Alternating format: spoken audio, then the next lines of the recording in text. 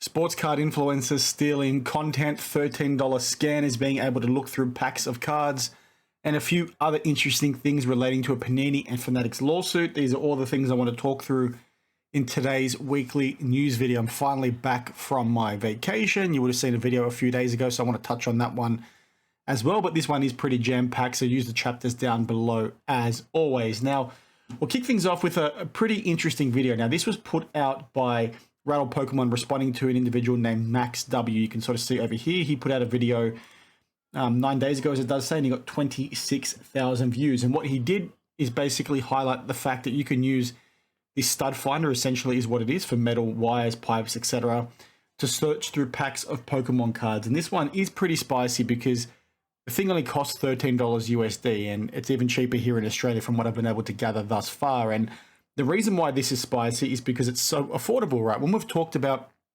CT scanning and pack searching in the past, and it's been done on the scale of people needing to have an MRI machine, right, in order to do it, right? Very sophisticated machines that cost, 5 figures in terms of USD. And one of those ones that the layman person, the average person, can't get access to. But what we're sort of seeing here and what Rattle explains in this video, and what Max W, who's the individual who showed this off, explains that you can in fact search through loose packs of Pokemon cards. And from what I gathered, it's to a 98% success rate. What the individual did is he did a few use cases where he explained for 37 minutes how it works, why it works, and showed you on camera. And he sort of went through packs, scanned them, and had a pile that things were detected in, a pile that weren't detected in, and then he opened up those packs where a hit was determined.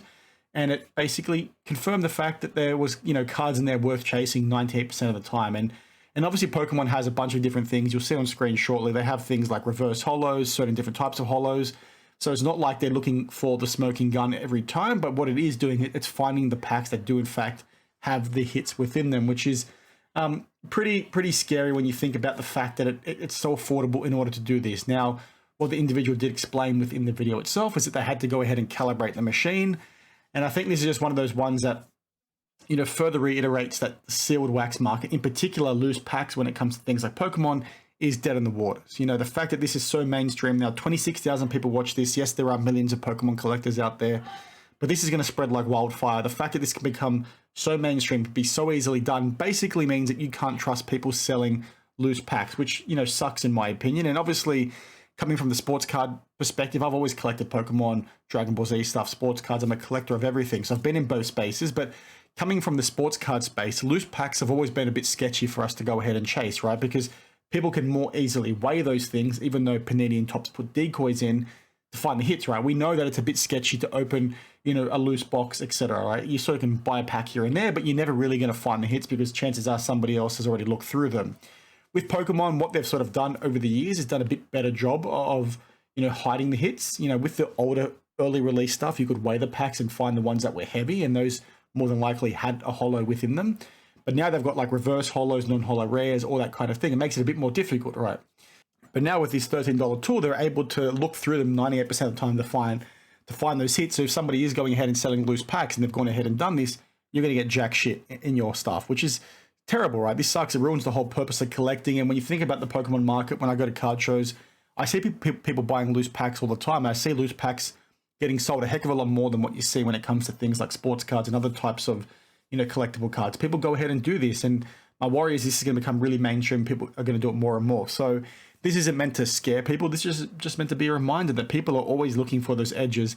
Be careful. You need to be very careful now when you're going ahead and buying, loose packs of Pokemon, because this sort of ruins the fun and will ruin the fun for a lot of people. And obviously, this kind of thing has been around for a long time. People still go ahead and weigh packs, etc. But this is just another layer of things you need to be concerned about. So let me know your thoughts down below. I know, Rattle in the video basically talks about the fact it's maybe not as scary as what it could be, but from the video I saw of this individual, Max, where he talks about the fact that it's 98% success rate. Yes, it's just him and one person, but, people will get that edge. People will milk this for all they can. And just one of those ones, we need to be a bit careful. Call it out when you do see it, like I do always say, and just use this as a reminder. Share it with your mates and say, hey guys, be a bit careful if you're going ahead and chasing this sort of stuff. And obviously, videos like this are always catch-22 because people are going to see them and maybe try and replicate it themselves and rip other people off. But, if I can help one person, that's all that really matters to me at the end of the day. And a quick shout out to Rattle for obviously flagging this on his channel because he's got quite a big following, even though this video did get a crap ton of views and it's been talked about on Reddit.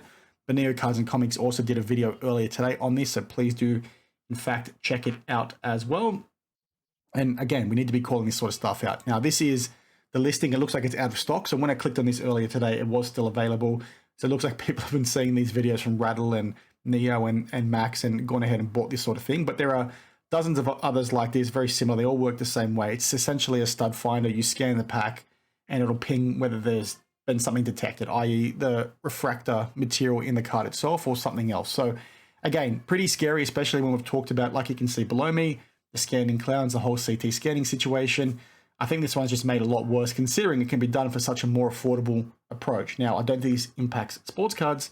I don't think this will work for sports cards, but, you know, just one of those ones that, you know, all collectors should be aware of to try and call out. Now, a video I released the other day, I want to quickly touch on, talking about fake patches. And, you know, I think a few people maybe got confused with what I was trying to convey, or maybe some people thought, you know, I said one thing when I meant to say another thing. Maybe I misspoke. It is what it is.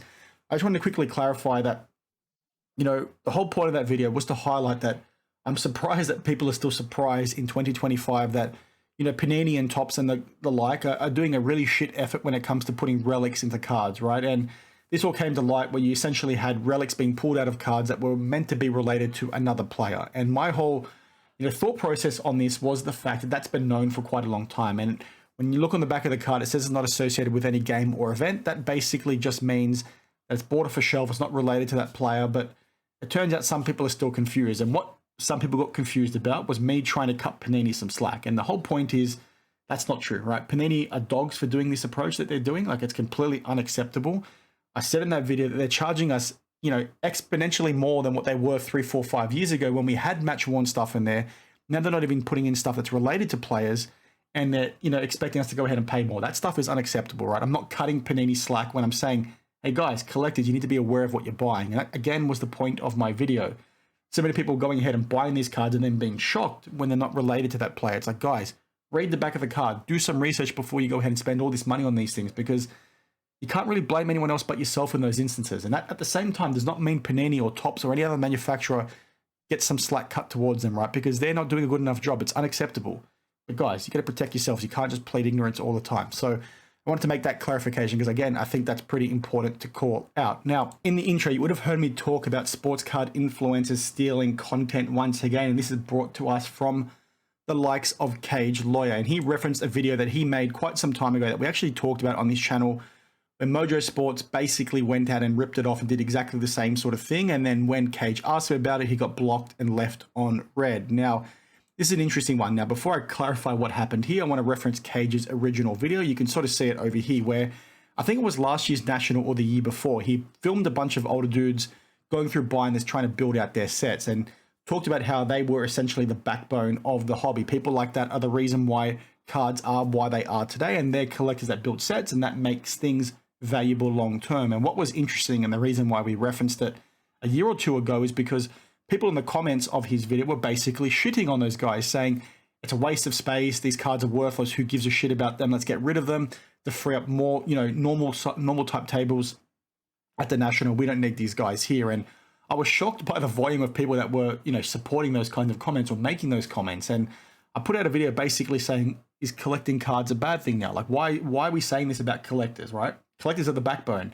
These guys, like you and me watching now, are basically buying sets, buying cards for our PC, and all this new flipping mindset aren't going to have cards that are worth anything unless we're out there buying them. So if you're going to go ahead and get rid of people like this from the National, you can kiss the value of your collectibles long term. And that's why we sort of reference, and that's why it was sort of top of mind where this video came out from, you know, Mojo. And what Cage talks through here is that Mojo basically released a very similar video. Now, like I said, Cage filmed it at the National, said these guys were the backbone, and you're now seeing, you know, Mojo's version of that, where he's essentially doing the same sort of thing and talking in the same low tone voice that Cage does when he makes those kinds of videos. And very much looks like it was influenced, if not stolen directly, right? And that's just my opinion, but you guys can watch it and make up your own mind. Now, if you look at the comment section here, a lot of people are basically saying the same thing, and it's just pretty disappointing that you've now got, again, a pretty large content creator. I think he's got like 60,000 subscribers on YouTube. He's done partnerships with PSA and a bunch of other companies within this space. He's propped up quite a lot, and he's going ahead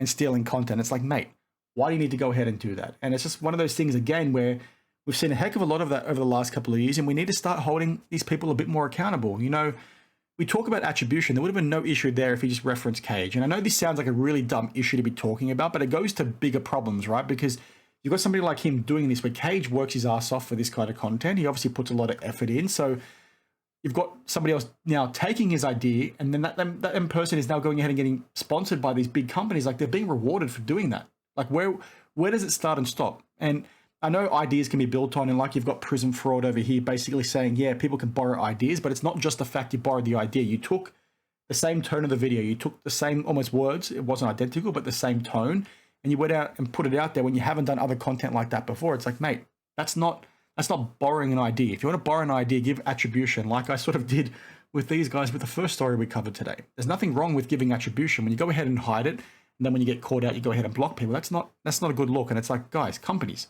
why are you still paying people like this that are doing this really shitty behavior to put the wider hobby down? So it is very childish to talk about this sort of stuff, but I wanted to flag it because it's a problem. We need to see it stop, and we need to stop seeing people like that get rewarded for doing this kind of thing. I think it's a pretty shit thing. So let me know your thoughts down below. And I just thought this was pretty funny. So in my comment over here, I said it's going back to his roots, I guess. Somebody said spaghetti and apples, baby, and I'll tell you what that means in a second. Cage Lawyer said to me, you said it, not me. And what I'm referring to here is what's happening over here. Sports Card Radio have covered this to death, but he essentially got done in the past by Getty Images. He got sued, if I remember correctly. I think he signed a deal. You have to read the Sports Card Radio article, but they were using Getty Images to get autographs on there. Mojo Sports talks all the time about him being a grapher and going out and getting things signed. They were taking Getty Images when you have to pay for them, and they were using code words like spaghetti and apples to sort of bypass getting caught on these Facebook groups. And eventually they got caught. I think he had to pay a lot of money, and he got, charged with something. I think he ended up signing a plea deal or something. I don't know how the whole thing worked. Check out the Sports Card Radio video, but that was my whole point of him going back to his roots. Once a thief, always a thief, I guess. So make up your own mind as always, but let me know your thoughts down below. Now, to close things out very quickly today, as I mentioned in that intro, there's another lawsuit, this time Fanatics and Panini. It's not a new lawsuit. It's the same lawsuit that's basically gone on for a number of months, the whole antitrust lawsuit that is going on. And there's a quick update I want to give here. I'll talk to this in a future video in more detail, but what Paul Lesko is basically saying, Paul Lesko, as we do always reference, he's our resident hobby lawyer. He's fantastic to follow on Twitter if you don't follow him already. But he talked through, we've got a bit of an update when it comes to this thing, because what sort of happened in recent months was Fanatics was trying to get the lawsuit dismissed, and Panini was pushing pretty hard for that thing not to happen, not to get dismissed. And what today's update refers to is a transcript that went before a magistrate, so not the judge overseeing the case, as Paul does explain. But what the magistrate basically highlighted was that Panini might have some reason for why this should not get dismissed, and there might be enough there for this to go ahead, i.e. Panini's antitrust lawsuit against Fanatics. And this has to do with the whole thing of, Fanatics hiring Panini employees and Panini feeling like there's some sort of corporate espionage going on, and the way they got the licenses and the way they try to get the football licenses cancelled, all that kind of thing. A pretty, messy situation. And this is one of those ones where if this does in fact go ahead and the motion does not get dismissed and Panini has a leg to stand on, I think it's going to be pretty spicy, which is why I want to do a future video on this to cover it again. I've covered this quite a lot of times, but I want to cover this update specifically because what it does say is there might be, where there might be a reason, I think it says here, and I think there's a view that suggests that not all of the antitrust claims would be dismissed, i.e. some of Panini's things can stand. And I think it's going to be pretty spicy, which is why I want to do a follow-up to this in a few days' time once I've had a bit more time to read into it, because I think this could have some pretty big ramifications for the hobby, for the industry as a whole, because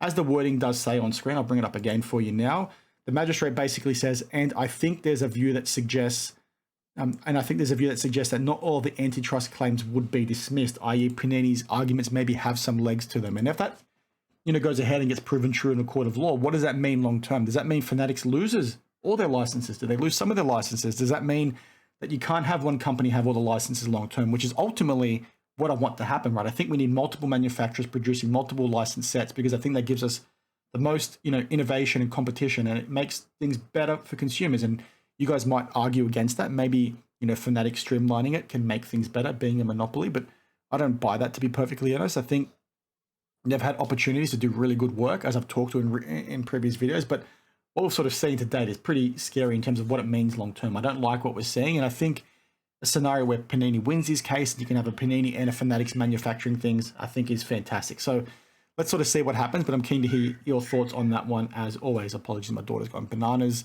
in the background. But anyway, that's it for today. Let me know your thoughts on any of the things we've discussed, and I'm keen to chat to you guys in the comments. Cheers.